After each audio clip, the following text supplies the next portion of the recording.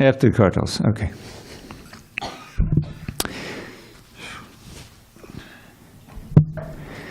Jaya Radha Madhava Kunja Bihari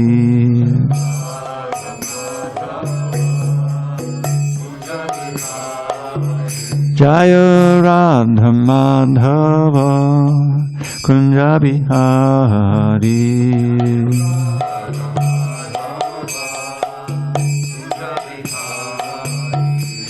Gopi Janavallabha Girivaradhari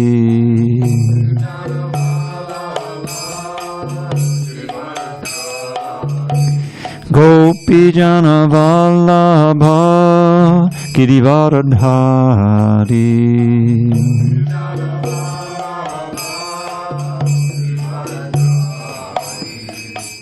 Yashodanandana Bhajana Ranjana Yashodanandana Bhajana Ranjana Yamunatira Vanachari Yamunatira Vanachari Jaya Radha Madhava Kunja Bihari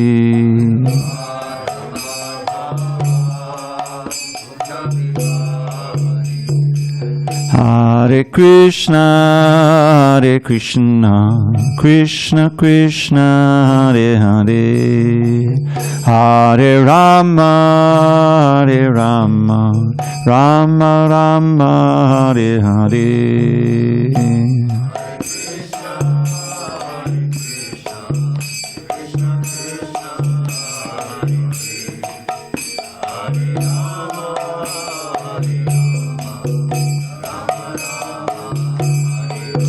Hare Krishna, Hare Krishna,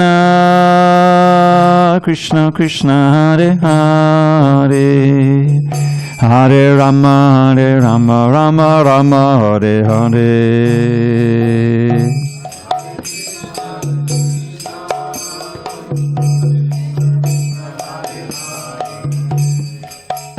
Hare Rama, Hare Rama, Rama Hare Hare. Hare Krishna, Krishna Krishna, Hare Hare, Hare Rama, Rama Rama, Hare Hare.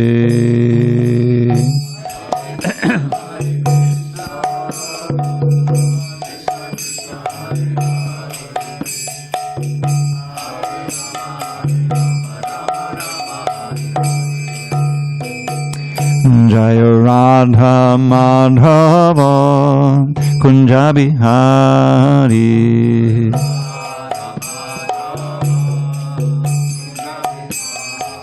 Jaya Radha Madhava Kunja Bihari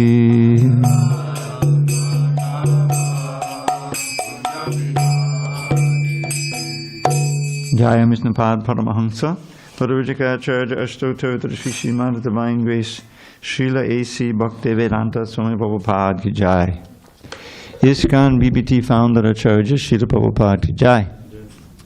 Jayom Vishnupad Paramahamsa Parvajikacharya Ashtottara Srimad Divine Grace Srila Bhakti Siddhanta Saraswati Thakur Ki Jai. Ananta Kokti Vaishnavinda Ki Jai. Namacharya Srila Haridas Thakur Ki Jai. Srimad Bhagavad Gita Ki Jai, Samaveta Bhaktavrinda Ki Jai. All glories to the assembled devotees. All glories to the assembled devotees. All glories to the assembled devotees. All glories to Shri Guru and Gauranga. Okay. So, many of you were here last night. Anyone recall what verse we're on? Is it 21 for sure? Okay, thank you. Page 364 in almost all of your books. Om Namo Bhagavate Vasudevaya. Om Namo Bhagavate Vasudevaya. Om Namo Bhagavate Vasudevaya.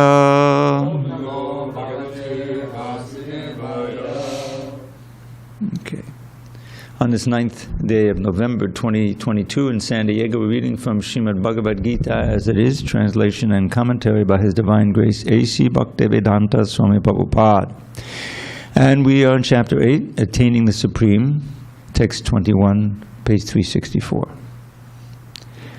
Avyakto Akshara Ityuktas Tamahu Paramangatim Yam Prapya Nanivartante Tadhama Paramam Mama Avyakto Shara Ityuktas Tamahu Paramam Gatim Yam Prapana Nanivartante Tadhama Paramam Mama Avyakto Chara Ityuktas Tamahu Paramam Gatim Yam Prapana Nanivartante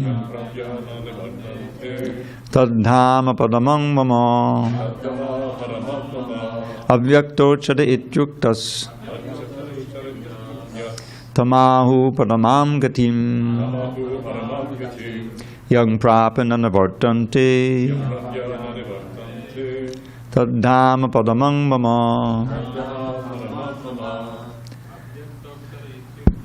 Avyakto Chara Ityuktas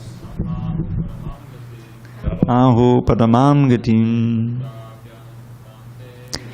Yang Nanivartante Tadhama Padamang Mama. Go ahead, Brother Balavan. Go ahead, you can go. Avyakto Chara Ityuktas Tang Prap Padamam Gatim Yang Prap Nanivartante Tadhama Padamang Mama. Manorama. Avyakto Chara Ityuktas Tamahu Paramam Gatim Yang Prapana Nanivartante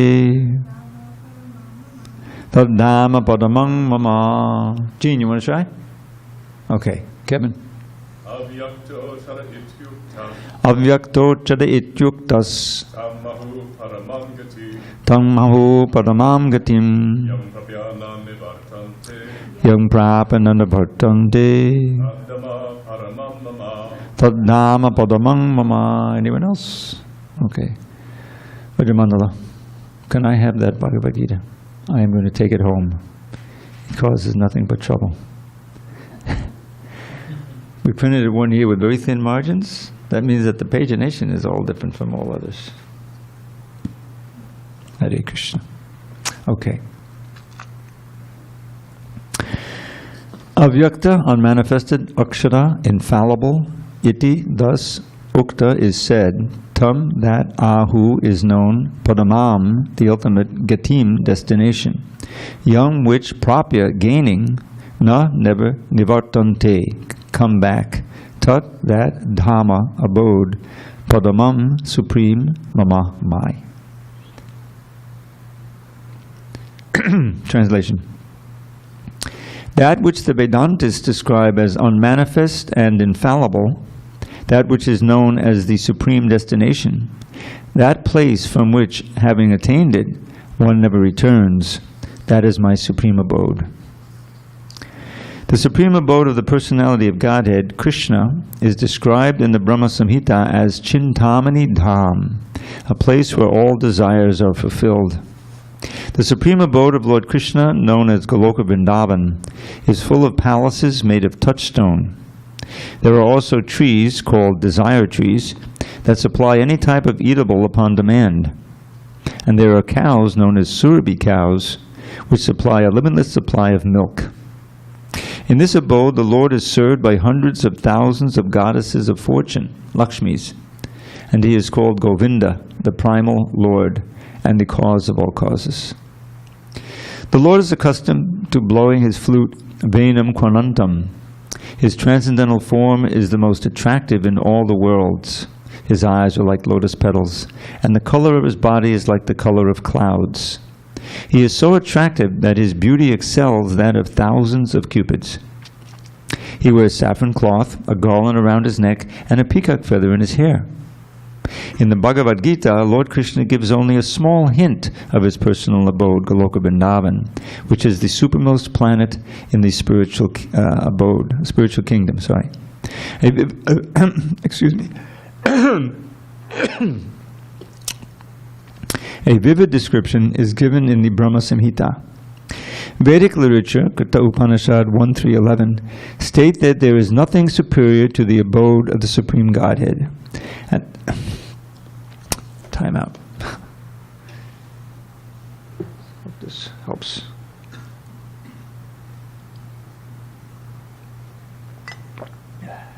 Okay.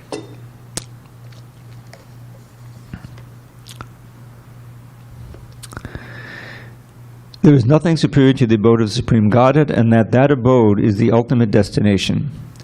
Purushan param kinchit sa kashta sa paragatihi. When one attains to it, he never returns to the material world. Krishna's supreme abode and Krishna himself are non-different, being of the same quality. On this earth, Vrindavan, 90 miles southeast of Delhi, is a replica of that supreme Goloka Vrindavan located in the spiritual sky. When Krishna descended to this earth, he sported on that particular tract of land known as Vrindavan in the district of Mathura, India. Om Jnana Timirandasya Jnanandana Shalakaya Chakshur Urmilitam Mena Tasmai Shri Gurave Namaha. I was born in the darkest of ignorance, but my spiritual master Srila Prabhupada opened my eyes with the torchlight of knowledge. I offer my humble obeisance unto him and all members of Shri Parampara. So, as always, we see the context, look at the context of this verse. And in the previous verse, Krishna described this abode also. Parastasmata bhavaonyo vyakto vyaktat sanatana. If there is another unmanifest nature which is eternal and is transcendental to this manifested and unmanifested matter. It is supreme and is never annihilated. When all in this world is annihilated, that part remains as it is. So these two verses 20 and 21 describe the spiritual world. And Krishna says here, very interesting, that it's transcendental to the manifest and unmanifest. Remember we were describing, in reference to Lord Brahma, who's mentioned in this chapter, that Lord Brahma has a fantastically long age. I'm not going to quiz you and ask you exactly how many years, but it's 311 trillion plus 40 billion. You're in the right ballpark, trillion, but so and that's so then but that's just his lifetime. He also has long days. His 24 hours are over 8 billion years long, each day. So when he sleeps, everything becomes unmanifest. Everything we see here, which is manifest, manifest simply means visible, if you look it up in the dictionary. So unmanifest means that you can't see it, but it means that it still exists. That's the difficult. It exists, but it's not. It's at a different stage of energy, which is not actually interacting or working. It's dormant. So just like we're also energy. We're part of Krishna's energy, but we're categorically different from material energy. We're the superior para-prakriti, Krishna says in the 7th chapter. So both we become unmanifest in the sense that we merge into the body of Garbhodakshay Vishnu, and we're not doing anything. We're not even dreaming, but we're not dead. We're still conscious. And when Brahma wakes up and he starts again, engineering the universe, gradually we take birth in just a suitable body to continue our karma. We're not liberated at that point. We're just not manifest. We don't have manifest bodies. So it becomes manifest and unmanifest. You remember this phrase? This is these little Sanskrit phrases. If you listen to Prabhupada's lectures, you hear them all the time. Bhutva bhutva paliyate. That was in one of the verses we had here, which means repeatedly being destroyed, being annihilated. And gradually you become manifest again. And then you get destroyed. Just like on our individual level, we're all manifest here, you know, in physical bodies. But at one point, it will be destroyed. And we'll get another material body. But at a certain point, the whole universe gets destroyed, and we don't immediately get another material body. We lay dormant. With our subtle body is also there, with all our karma, unfulfilled desires, but everything is like suspended. So that's what he's saying. But then this text 20 says, there's another unmanifest nature, which is not simply dormant and undifferentiated, but is the spiritual world. It is eternal and transcendental to this manifested and unmanifested material matter. It is supreme and is never annihilated. When all in this world is annihilated, that part remains as it is. And that is Krishna's world. Now, we should say one world. No, there's many Vaikuntha planets. Vaikuntha means those worlds beyond all anxiety. This world is characterized. In this very chapter, we have another famous phrase. What does it say? Dukali amashasratam.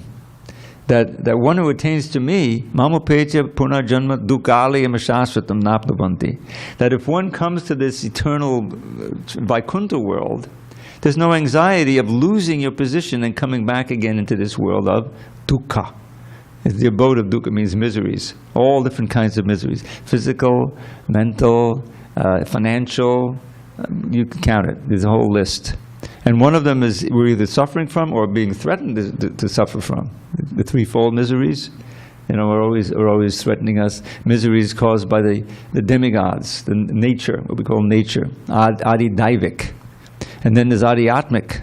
Your own body and mind can be giving you trouble, you know.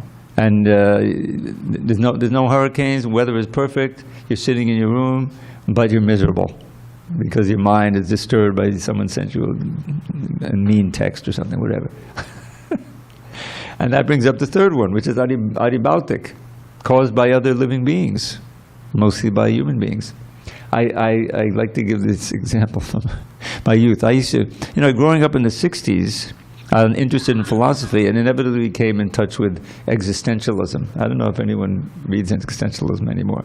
It came out of the war because there was so much horror in World War II. I'm talking about World War II. With all this destruction and millions of people getting killed, was just so much worse than World War I. And World War I was the war to end all wars, so to speak. So there various philosophies grew up, and some was existential, which is like, there's no God, you know, basically live in the moment. Nothing really has any ultimate meaning, like that. So I'm growing up with that philosophy. And there was an author, I think it's Jean-Paul Sartre, who wrote some plays. And one of the plays he wrote was called No Exit. No Exit. The title itself is depressing, isn't it?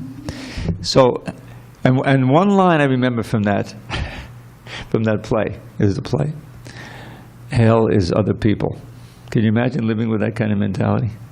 Hell is other people. So this is what, you know, material life can be like. Hell, it can be other people. If you're in a prison house and you're being tormented there or whatever, you know. So this is this world that we live in. When we are encased in this material body, inevitably we undergo these threefold miseries, and inevitably, as time goes on, everything is lost. We lose this body and get another body. And so a sane person would want to get out of that situation. And that's what the Vedic culture is all about. That's what Bhagavad Gita is. He says, come back to me. You know, you'll certainly come to me. Even if you just understand the transcendental nature of my Leela and my birth. Janma karma tame divam evam yobeti tattvataha. The key is you have to understand it in truth. Not just that your grandmother told you some nice stories about Krishna and then you go, you know. No, you have to understand the philosophy of Krishna, consciousness. That Krishna is you know, pure spirit. He's infinite knowledge, infinite power, but also infinite beauty and infinite love, and all of these things, and inconceivable, but still real. And that we have an eternal relationship with that person in one of 5 rasas, as a friend, as a servant, as a lover, as a parent, or even just as, like the flute is called a Shanta Ras. Even in Goloka there's a Shanta Ras, which means that waiting to be used by Krishna. It doesn't have any active service. And what's the characteristic? Completely satisfied just to remember Krishna, and having absolutely no taste for material sense pleasure. That's the characteristics of Shanta Ras. Now it's interesting, the science of rasa, you'll read about it if you read the Chaitanya Charitamrita and also Nectar of Devotion, that the basic principle where bhakti really begins is dasya ras. Have you ever heard this phrase, dasa dasano dasa?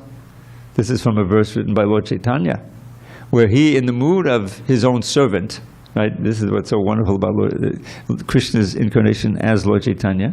He came in the role of his own best servant, Srimati Radharani, to teach, for 2 reasons: to taste the wonderful varieties of pleasure of serving himself in the most intimate way as Radharani, and also to spread Krishna consciousness for the benefit of all of us out of his unlimited compassion. So he wrote this one verse. It's not, we know Lord Chaitanya wrote the Shikshastika, but he also wrote other verses, some other verses that are spoken of in the CC. So this verse, he says, Naham vipro, nachanadapatir, napi vaishon nashudro, naham varni, nachagrihapatir no vanasto yatirva, kintu projan nikalapadamanan purnam vitabde gopi batu padakamanayo dasa dasano dasa. That last part is very famous.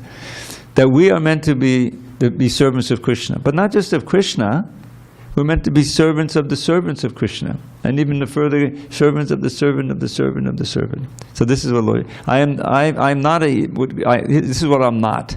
He says, I'm not a sannyasi. Well, he was famous as a sannyasi. He says, no, that's not really who I am. That's a role I'm playing. I'm not a Brahmin. I'm not a Shudra. I'm not a Vanaprastha sannyasi. I'm not what is it? Brahman, Kshatriya, Vaishya, Shudra. I'm none of those 4, and I'm not a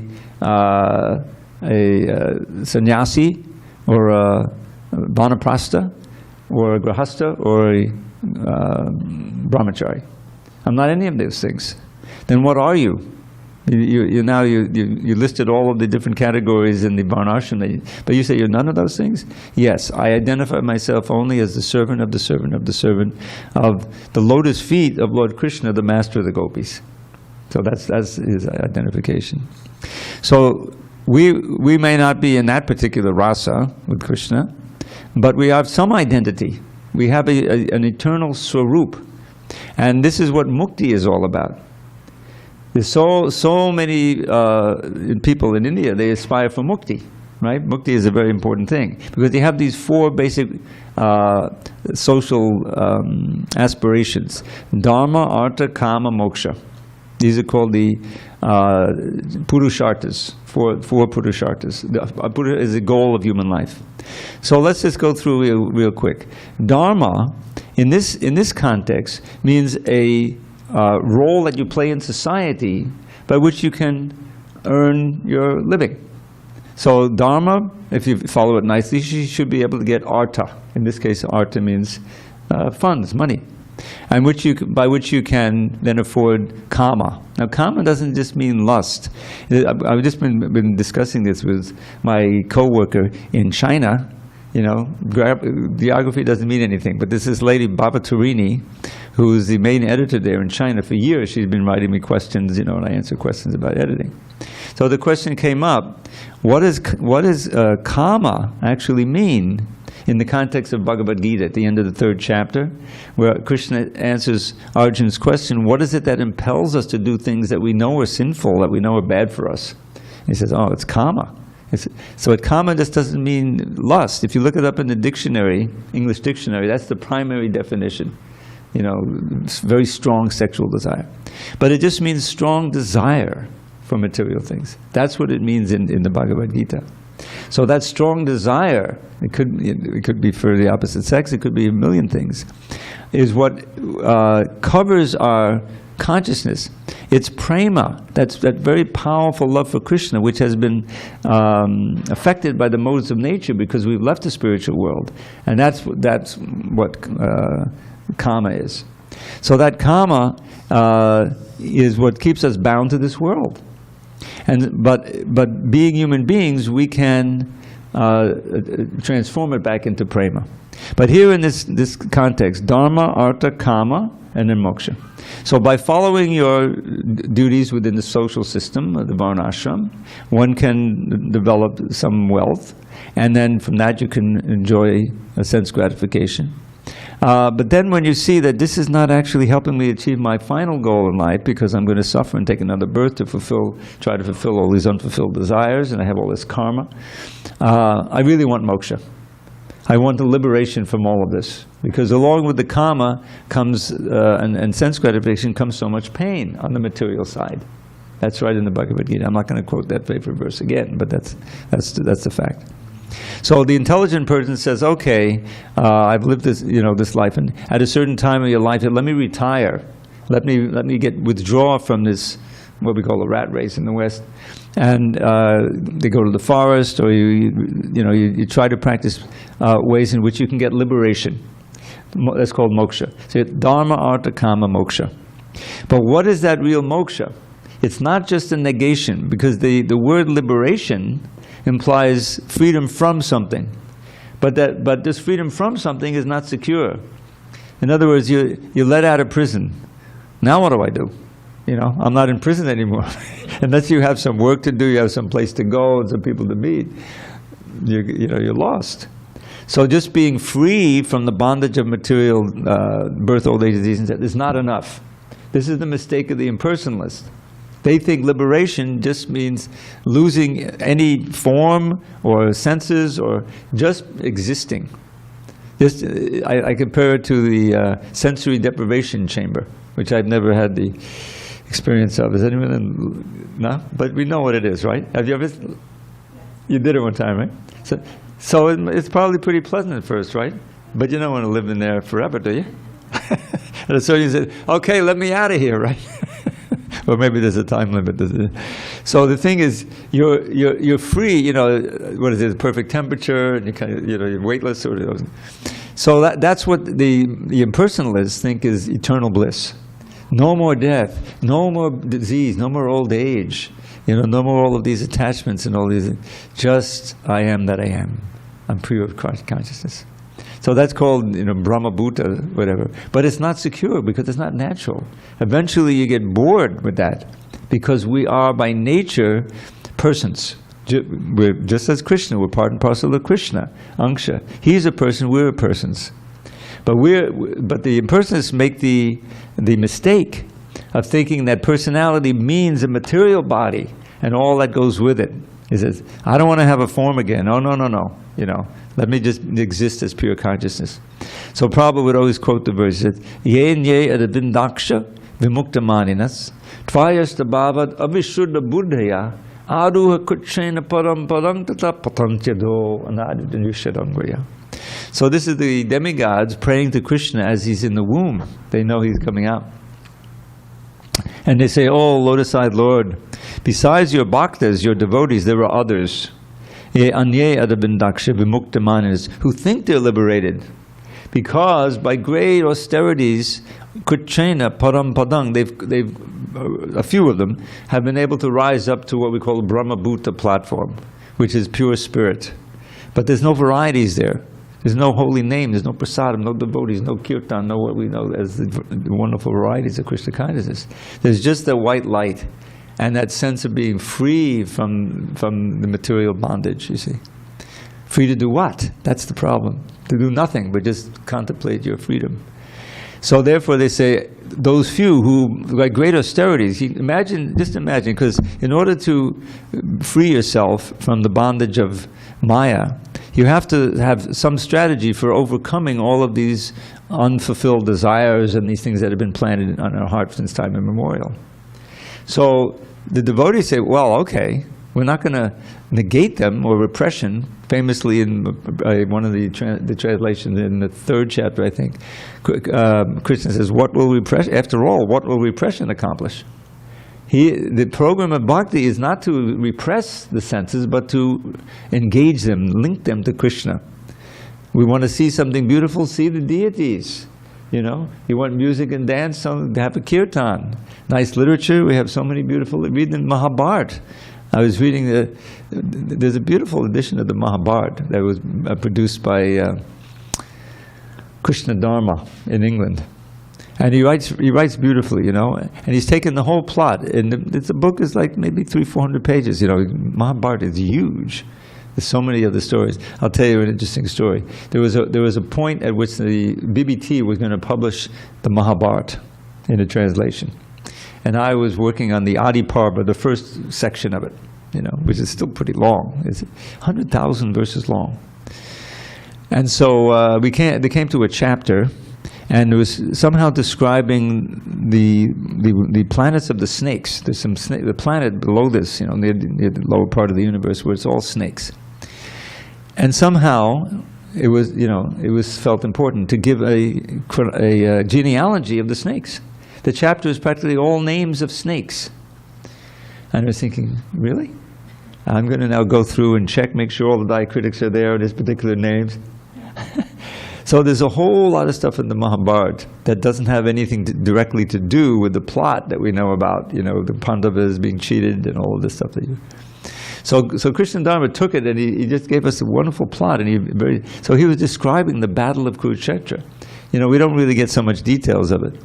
And even in his summary, he was getting a little bit much, but it was amazing that, you know, Arjuna is tested here, and how did Bhishma finally get killed? Well, there was someone who he couldn't fight because he had been cursed in a previous life.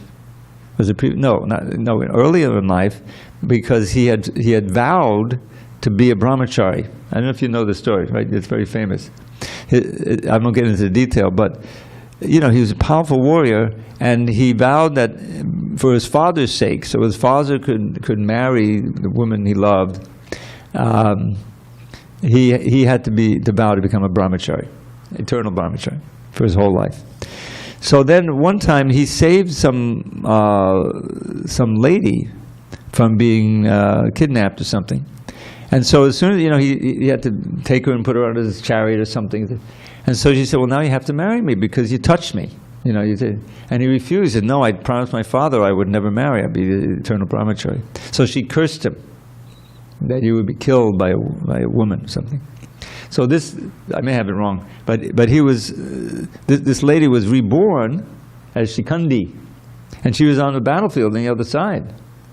So he refused to fight her, you know, and so they used her as a shield, and she was in front, and you know, and so he couldn't fight her, and Arjuna was just right behind her, and finally Arjuna was able to shoot him through all those arrows.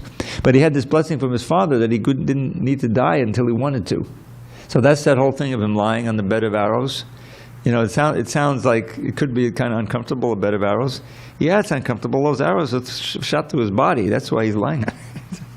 Anyway, so he's lying there, and we just had Bhishma Panchaka. And I announced, I don't know if any of you here, there were only 4 days this year because of the vagaries of the Vaishnava calendar. Panchaka means 5, but this year it was 4. But he's fasting. He's getting ready to depart, and he's waiting for an auspicious time. And after that, I don't know which part of that Bhishma Panchaka is related in the Bhagavatam, in the 9th chapter of the 1st canto. It's called the Prayers of Bhishma Dev. And so before that, during that Bhishma Panchaka, the war ends, and he's still lying there, and Yudhishthira is crestfallen. He's so depressed at all of the death, all of the blood. You know, millions of soldiers and thousands of elephants and horses, and he just is inconsolable. So he goes to Bhishma Dev, and Krishna is there. He's standing there because, waiting for his great devotee. Bhishma is one of the Mahajans, the 12 authorities on devotional service. Even though he was fighting on the other side from the Pandavas, he was a great devotee. There was some circumstances why he had to be on the other side. So during that time, he's lying on his arrows on the bed, and Yudhishthira has to be brought up to speed. He's going to be the emperor now. And he has to be consoled. So Bhishma Dev starts preaching to him and advising him on all of the intricacies of how to rule and everything. And so he brings him in. And then the time comes, the auspicious time for him to depart after these 5 days of fasting and lying on his arrows. He had the blessing. He could depart when he wanted. So Krishna is right there. Arjuna is there. He was thirsty. Arjuna shoots an arrow into the ground by his yogic powers, and Ganges water comes up and relieves. And then he has these beautiful prayers. I'll give you two famous ones. I think this first or second one. It has a wonderful beat to it. So here you just have to visualize. All the great sages have arrived. Krishna's right there, and then he starts looking at Krishna solely, and he's saying, "Chibamanakamanang tamalavarnang rabakadagolavarambadang dadani vapadalakakulavathananabjam vijayasake ratadastume navadya." So Chibamanakamanang, the most beautiful in all the three worlds. Chibamanakamanang tamalavarnam, with a blackish, darkish color like a tamal tree. Rabikata gold of Arambadang Dadane, around his body he's wearing these beautiful silken golden garments that shine like the sun. Rabikata literally means sunshine. Gold of Arambadang Dadane, Alakakolavatanadabjan, his beautiful lotus face is framed by these gorgeous curly locks of black hair. Alakakolavatanadabjam Vijayasake. Now we have a devotee named Vijay, right? Everyone knows Vijay. So that's the colloquial Bengali pronunciation. The real name is Vijaya, and this is the same Vijaya. That's Arjun, the victor. Sakhe, the friend of Arjun, Vijaya Sakhe, Ratirastume Navadya. This is the essential prayer for all Vaishnavas. Let my love, my attraction be drawn to him without being diverted to anyone else. Vijaya Sakhe, Ratirastume Anavadya. Then, believe it or not, he remembers the gopis and the rasa dance. Ladatakati balasa balguhasam praniyanilikshana kalpato numana kutamana kutavat unbadanda pakatamagan kiliyas gopavadva. Gopavadva means the wives of the gopis, wives of the gopas, in other words, the gopis. So he's described Lalitakati Balasa Balguhasa. So the Krishna is dancing very beautifully like Balasa Balguhasa. Pranaya Nirikshana, and the gopis are looking at him with great love, but then he disappears, and they kind of go mad, and they start imitating his pastimes. He's remembering all of this in this one verse, So he goes on like that, and finally the time comes, and he says, "Let my attention be drawn to him. Let me not think of anything." And he's just looking at Krishna. He departs. Perfect departure. So that world that's described here, and just very, very briefly, that's eternal. It's not. It's beyond the manifestation on manifestation. It's always manifest on the spiritual platform, and that world is. There's many, many worlds, Vaikuntha worlds, but the highest of all the Vaikuntha planets is this Goloka Vrindavan, where Krishna sports in a very intimate way. The Vishnu's there is very official. He's God. And everyone on the Vaikuntha planets generally, below Goloka Vrindavan, they know Krishna is God, and you have Sarup Siddhi. What is it called? Sarupya is one of the four opulences. I mean, you have a form like Vishnu. You even have those four ornaments, but you don't have the mark of Srivatsa or the Kaustubha gem. Everyone knows that. But the rasa is all dasya rasa. The dasya rasa, and you're happy with that. Otherwise, you wouldn't be there, But as followers in the Chaitanya Mahaprabhu's line, we aspire for really the upper three rasas, the Sakya ras, Vatsalya ras, and Madhurya ras. But it all begins, it starts with dasya ras. The dasya ras means you're happy being a servant of the Lord. You see. Now the friends, they're even more intimate servants, but you add an intimacy in the playing, and Krishna covers more of his divinity. Because otherwise, if he's all powerful, how could you wrestle with him? I don't want to wrestle with you. But Krishna doesn't want that. He wants to be right. He wants to lose. He wants to get that pleasure, being on an equal level. And who could be a better friend to Krishna than his parents? But they add the maintenance aspect. That if I don't feed Krishna, he'll die. And finally, the gopis, they're the best friends, the best maintenance. They have all the other elements. The rasa is complete. So that's what this world is. It's just hinted. Prabhupada gives a hint here, but in the purport he describes, he's giving us more from the wonderful Brahma Samhita. Now that Brahma Samhita we published it. It's there with translation of Bhaktisiddhanta Saraswati's Thakur's commentary. It's a very wonderful book, and it's a little summary really of the Bhagavad philosophy. Yeah. And so Lord Chaitanya found it when he was on the South Indian tour, and he brought back the Brahma Samhita. And there's another book he brought back. Does anyone know? Krishna Karnamrita. Krishna Karnamrita. That's a real treasure. I remember when I went to India the first time, and there was a Krishna Karnamrita that the Gaudiya Math had published. And I think Prabhupada had that with him when he came. There's one lecture where he quotes from the Krishna Karnamrita. He says, this is a very advanced book. And the last words on the tape, I think it's Kirtananda's voice, he says, do you have it? And Prabhupada says, yes. And I think that's the version devotees would pick up. So I picked that up, and they had translations, but they were a little, clunky because it wasn't the native speaker. But it was nice. But they had the transliteration. And so you could actually chant the verses. So I was hankering for, a better complete translation, because there were some nice quotes in the CC from the Krishna Karnamrita. And so when I was in Philadelphia, I was with Rabindra Swarup Prabhu, who was getting his PhD from Temple University, which is right there in Philadelphia. But there's also a big campus of the University of Pennsylvania there right in the middle of the city, which he had also attended, and he had library privileges.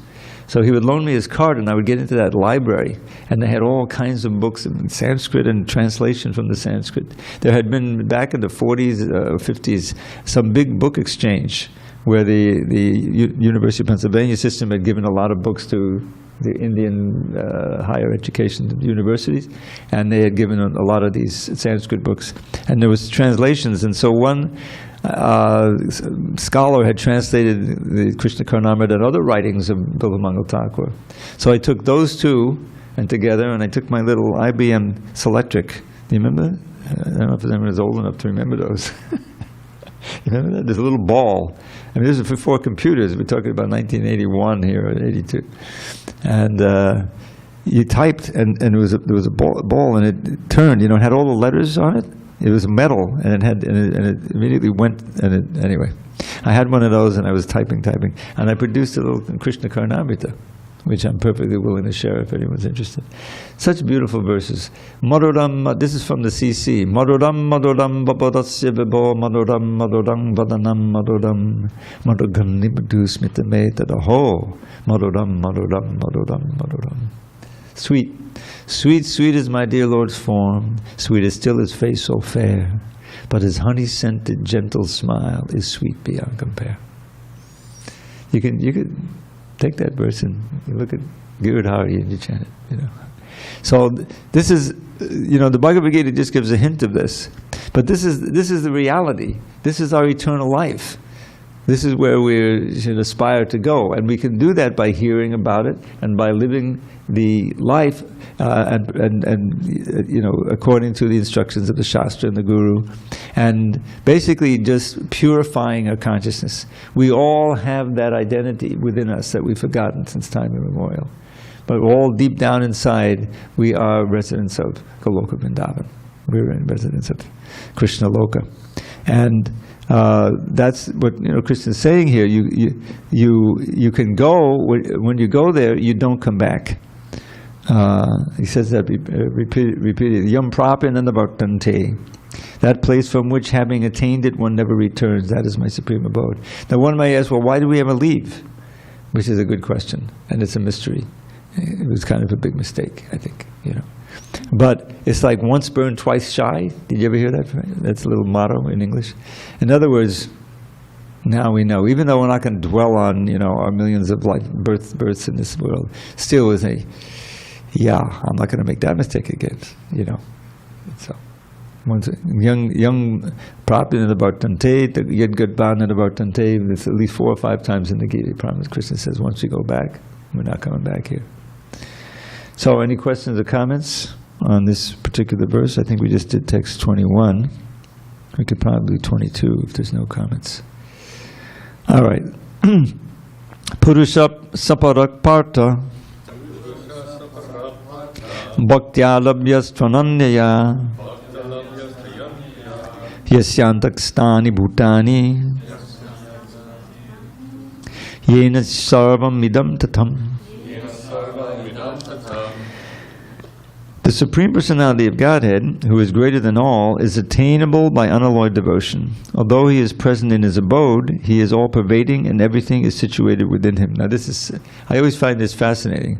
Suddenly Krishna is speaking of the Supreme Personality of Godhead, if it's not him, right? Third person. He does this quite a bit in the Bhagavad Gita. Purport: it is here clearly stated that the supreme destination from which there is no return is the abode of Krishna, the Supreme Person. The Brahma Samhita describes the supreme abode as Ananda Chinmaya Rasa, a place where everything is full of spiritual bliss. All the variegatedness manifested there is of the quality of spiritual bliss. Nothing there is material. That variegatedness is the spiritual expansion of the Supreme Godhead Himself. The spiritual or superior energy described in the 7th chapter is also manifest there. As far as this material world is concerned, although the Lord is always in His supreme abode, He is nonetheless all-pervading by His material energy. So by His spiritual and material energies, He is present everywhere, both in the material and in the spiritual universes. Yasyantak stani means that everything is sustained within Him, within either his spiritual or material energy. The Lord is all-pervading by these two energies. To enter Krishna's supreme abode or the innumerable Vaikuntha planets is possible only by bhakti, devotional service, as clearly indicated here by the words bhaktya. No other process can help one attain that supreme abode. The Vedas, Gopaltapani Upanishad 121, also describe the supreme abode and the Supreme Personality of Godhead. Eko Vashi Sarvaga Krishna. In that abode there is only the Supreme Personality of Godhead, whose name is Krishna. He is the Supreme Merciful Deity. And although situated there as one, He has expanded Himself into millions and millions of plenary expansions. The Vedas compare the Lord to a tree standing still, yet bearing many varieties of fruits, flowers, and changing leaves. The plenary expansions of the Lord who preside over the Vaikuntha planets are four-armed, and they are known by a variety of names: Purushottam, Trivikrama, Keshava, Madhava, Aniruddha, Rishikesh, Sankarsana, Pradyumna, Sridhar, Vasudev, Damodara, Janardhan, Narayan, Vamana, Padmanabha, etc. The Brahma Samhita 537 confirms that although the Lord is always in the supreme abode, Goloka Vrindavan, He is all-pervading, so that everything is going on nicely. Goloka eva nivasakta kilatma bhuta. As stated in the Vedas, Svedashtra Upanishad 6.8, Parasya Shakti Vivadhai Vashuyate Swabhaviki Jnana Bala Kriyacha. His energies are so expansive that they systematically conduct everything in the cosmic manifestation without a flaw, although the Supreme Lord is far, far away. So Krishna Prabhupada is giving us a little description of the spiritual world. And so many books have been translated now that describe in detail. I'm thinking of, we have the Brihad Bhagavatamrita, which is written by Sanatana Goswami, and is like a summary of the essence of the Bhagavatam, Brihad Bhagavatamrita. Laghu Bhagavatamrita by his exalted brother Rupa Goswami, which gives us so much details answering, how did the different incarnations manifest and what does it mean and all these different things. And so this is now available to us. And when Prabhupada wrote this, nothing was out. This is before the Bhagavatam was, many cantos were written. But these books, like the Brahma Samhita, again, remember that this was one of the two books Lord Chaitanya treasured so much. He brought it back and made it current amongst Vaishnavas. And as I mentioned, it gives a little summary of Bhagavad philosophy. And Prabhupada loved to chant it. There's so many nice recordings. And right at the beginning of the prayers of Brahma, starting in text 29, the Prabhupada gave us this verse: Chintamani pakata sadma sukalpa vriksha lakshabati susudabhir abhipalayantam Lakshmi sahasra shata sambrama sevyamanam govindamadi purusham tamaham bhajami. I worship Govinda, the primeval Lord, whose abode is built of this Chintamani gem. Now Prabhupada, he expanded the meaning of touchstone. If you look up that stone in the dictionary, you'll see that it's a stone that you can touch a metal to and test whether it's gold. But Prabhupada took it from the philosopher's stone, where you touch it to something and it turns to gold. So he dubbed that the touchstone. I'm not sure if that came from Bhaktisiddhanta, but that's the whole idea. And he often has said, like, the holy name is like a touchstone. You touch your mind to it, and it changes you. It purifies and spiritualizes. So Chintami Pakata Sadmasu, all of the abodes there are made of this Chintamani gem. Chintamani Pakata Sadmasu, Chintamani Pakata Sadmasu, Kalpa Vriksha, and the famous desire trees. We have these little trees here. We got a pomegranate tree, now we have a fig tree, we have a guava tree, and we have this old grapefruit tree that's been making these grapefruits, but they're impossible to eat or offer because they're completely like acid inside. Some of it never. But I think the guavas come out, and the figs are extraordinary. And so, but you have to have you can't get the figs from the pomegranate tree or the pomegranate fig. But a desire tree, a kalpa vriksha, means you can approach that tree which is fully conscious. Everything is fully conscious, including the ground and the river, and say, I need some mangoes to offer to Krishna. And suddenly that fig tree turns into a mango tree, you can get mangoes. That's when kalpa vriksha. Now the devotees are compared to kalpa vriksha. Vancha kalpatarubhyascha. Vancha kalpatarubhyascha is the same as desire trees, means that they can give you Krishna, they can give you the key to return to Krishna Loka, where all your desires will be fulfilled. So anyway, this then of course the next verse we find Venam Kwanantam Adavinna Dalaya Taksham Barhavatanksam Asitambuddha Sundarangam Kandapakoti Kamani Vishesha Shobham Govindamadi Purusham Tamaham Bhajami. I worship Govinda, the primeval Lord, who's always blowing on his flute. Kwanantam Adavinda, beautiful lotus eyes. Dalaya Taksham, beautiful peacock plume. Asitambara, darkish complexion. Sundarangam, very, very beautiful. Kandapakoti Kamani, he's so beautiful that he attracts millions of cupids, meaning that he's more beautiful than they. Vishesha Shobham. So it's a wonderful way to get a taste for the spiritual world, and and then it describes the different avatars, and each verse gives another aspect of Krishna and his expansions and everything. It's all there, about 20, 30 verses. And finally at the end, and I'll end with this, there's 2 verses that describe the spiritual world, because that's what this whole is all about.